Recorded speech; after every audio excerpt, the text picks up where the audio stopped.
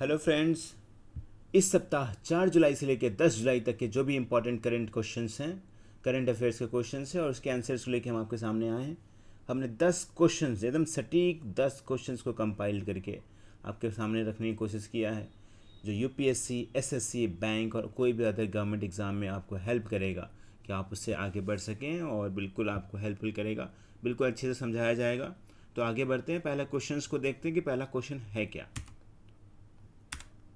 पहला क्वेश्चन है, Which Indian city will host a world-class shopping festival in 2023? 2023 में कौन सा भारतीय शहर होगा जो world class shopping festival organise करने जा रहा है?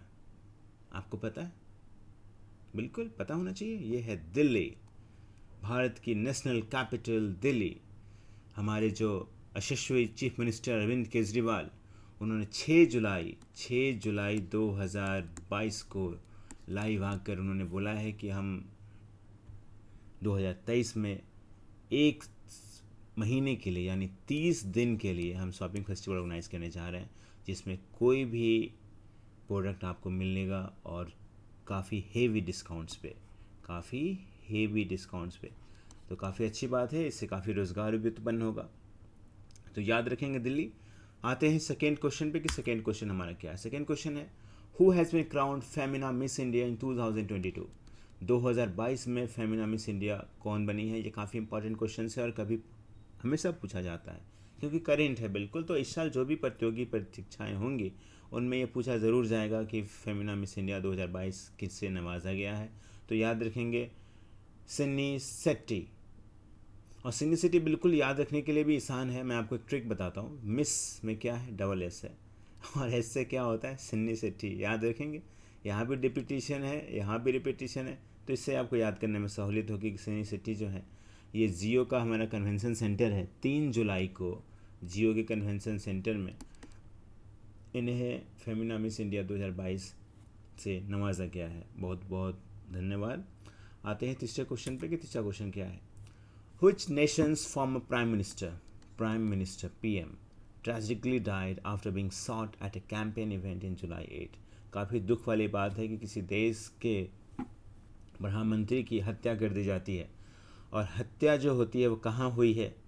काफ़ी दुख हम लोगों ने जताया है, हमारे न्यूज़पेपर के हेडलाइंस में था। ये है जापान। जापान के हमारे जो प्राइम मिनिस्टर थे उनका नाम था SHINZO, शिंजो अबे। अब वहाँ की क्या प्रोनाउंसिएशन है मुझे पता नहीं है, लेकिन मैं तो इतना जानता हूँ कि शिंजो अबे ही बोलते हैं इसको। और शिंजो अबे जो है वो भाषण दे रहे थे, पब्लिक इवेंट में थे, और उन्हें पीछे से गोली मार दी गई और वो बच नहीं पाए। सारे एयर एम्बुलेंस भी आया लेकिन वो बच नहीं पाए। काफ़ी भारत के काफ़ी मैत्रीय संबंध था उनका। गंगा में जो आरती हुई थी वहाँ भी वो हमारे प्रधानमंत्री नरेंद्र मोदी जी के साथ थे, गंगा आरती में भी थे। तो काफ़ी हमारे लिए बहुत नुकसान वाली बात है। काफ़ी राज्य सरकारों ने छुट्टी की भी घोषणा कर दी है उनके शोक के कारण। आते हैं चौथे क्वेश्चन में कि चौथा क्वेश्चन क्या है। Mohammad Barkindo who passed away suddenly 63 years, 63 साल के थे मोहम्मद बरकिंडो, और सेक्रेटरी जनरल थे किसी ऑर्गेनाइजेशन के। सब आप बता सकते हैं कि कौन से ऑर्गेनाइजेशन के थे? इसका सही आंसर हम बताते हैं आपको। मोहम्मद बरकिंडो के नाम को जाइए और कंपेयर करने की कोशिश कीजिए। ये जो है ओपेक एक संस्थान है, उसके वो जनरल सेक्रेटरी थे, और उन्हें 6 साल के लिए इस पोजीशंस को होल्ड करना था। उनकी सडन मृत्यु हो गई, और काफ़ी दुख वाली बात है। और लेकिन सबसे इम्पोर्टेंट चीज़ जो हमारे लिए है वो क्या है? ओपेक। आखिर ओपेक है क्या? ओपेक का फुल फॉर्म है O for organisation, P for petroleum, E for exporting, and C for countries. The organization of the petroleum exporting countries, that is OPEC. याद रखेंगे आप लोग कि ओपेक का फुल फॉर्म सबसे इंपॉर्टेंट इसमें ओपेक ही हो सकता है। मोहम्मद बरकिंटो का कल होके क्वेश्चन जो है इंपॉर्टेंट ना रहे, लेकिन ओपेक जो है इंपॉर्टेंट हो सकता है आपके लिए। आते हैं नेक्स्ट क्वेश्चन पे। तो नेक्स्ट क्वेश्चन हमारा क्या है? नेक्स्ट क्वेश्चन है हमारा, which union minister has given the additional charge of the Ministry of Minority Affairs? होता है हमारे सरकार में कभी कभी जो मंत्री होते हैं वो अपने पद को छोड़ देते हैं, उसके बदले किसी और मंत्री को पद दे दी जाती है। तो हमारे यहाँ भी ऐसा कुछ हुआ है अभी रिसेंटली कि स्मृति ईरानी को जो है माइनॉरिटी अफेयर्स का एडिशनल चार्ज दिया गया है। किनको दिया गया है? स्मृति ईरानी। तो स्मृति ईरानी एडिशनल चार्ज दिया गया, तो पहले से वो किस पे हैं? पहले से जो हैं वो जो है वोमेन एंड चाइल्ड डेवलपमेंट जो है मिनिस्ट्री, उसके हमारा जो है मतलब वो पहले से उसको देख रही हैं। किसको देख रही हैं? Women and child. तो काफ़ी कोरोना में उनका जो मतलब कोरोना काल जब हुआ था ना, तो उनको मतलब काफ़ी जिम्मेदारी दी गई थी, मतलब मिस स्मृति ईरानी जी को। उन्होंने काफ़ी अच्छे से उस चीज़ को निभाया था। आते हैं नेक्स्ट क्वेश्चन पे कि आखिर नेक्स्ट क्वेश्चन क्या है। छठा नंबर क्वेश्चन है, which state government will provide 300 unit of free electricity every month to every household from July 1। तो आपको पता है कि ये कारनामा बस आम आदमी पार्टी ही कर सकती है। पंजाब ऐसी पार्टी जो बिल्कुल 300 यूनिट फ्री इलेक्ट्रिसिटी देने पे अडिग है कि मुझे देना ही है। पब्लिक का पैसा है तो पब्लिक के बेनिफिट में जाना चाहिए, और बिल्कुल सही तरीके से बना के। तो भगवंत मान जो हमारे सीएम हैं पंजाब के, उन्होंने घोषणा की कि पंजाब में 1 जुलाई से 300 यूनिट फ्री इलेक्ट्रिसिटी दिया जाएगा। और बाकी जो वहाँ के रहने वाले हैं आगे का नियम कानून जान लें, बस इतना आपके लिए काफ़ी है। क्वेश्चन नंबर 7 पे आते हैं। Which country's prime minister has step down? Step down, नीचे आ गए।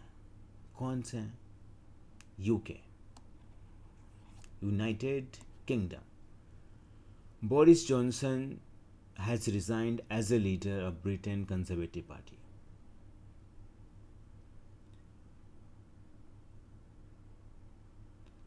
और वहाँ पे रेजिग्नेशन का एक तरह से दौर चला है, तो वो भी क्या है, स्टेप डाउन हो गए हैं।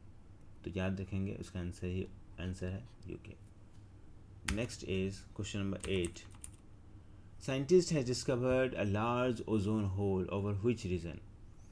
ये इन्वायरमेंट के लिए काफ़ी इम्पोर्टेंट क्वेश्चन है। ओजोन होल, ये क्वेश्चन जो है हमेशा आपसे पूछा जाएगा, क्योंकि ओजोन होल जो है हमेशा बनता है, घट जाता है। उसके कारण जो यूवी रेज जो है हमारी पृथ्वी पर ज़्यादा आते हैं, उससे क्या होता है कि कैंसर जैसी बीमारियां जो हैं ज़्यादा होने लगती हैं, और हमारे इन्वायरमेंट के लिए बिल्कुल अच्छा नहीं है। ग्रीन हाउस इफेक्ट ज़्यादा क्रिएट होता है, गर्मी ज़्यादा लगेगी, टेम्परेचर जो है हमारा इंक्रीज़ कर जाएगा। तो कहाँ पे उन्होंने देखा है? तो आपको ट्रॉपिक्स, इसका सही आंसर जो है आपको है ट्रॉपिक्स।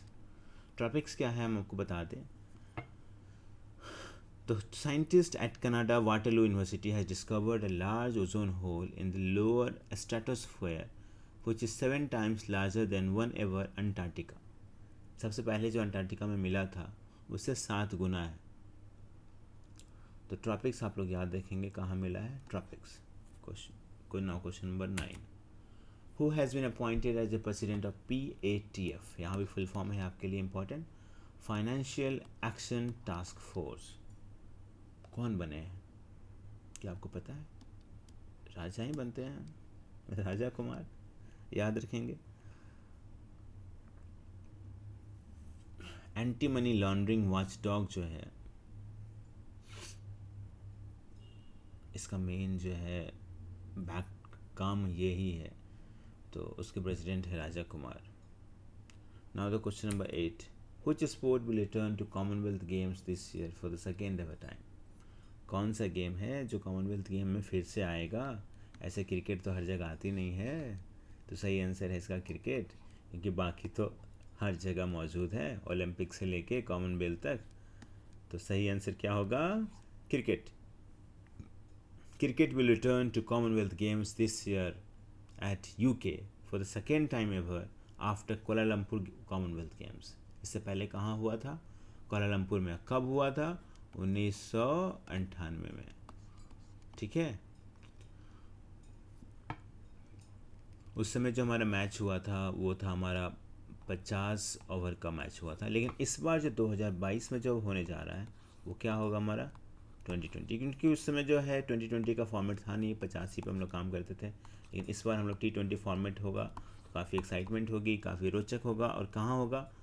यूके में कहाँ होगा? पर ये बताइए क्या है? बर्मिंघम, काफ़ी इंपॉर्टेंट प्लेस है। Thank you. ये था आपके 10 क्वेश्चंस इंपॉर्टेंट जो आपको काफ़ी आपको हेल्प करेंगे आपके एग्ज़ाम में। तो मिलते हैं नेक्स्ट टाइम फिर 10 इंपॉर्टेंट क्वेश्चंस के साथ। तब तक के लिए good bye, thank you, signing off, bye bye, thank you.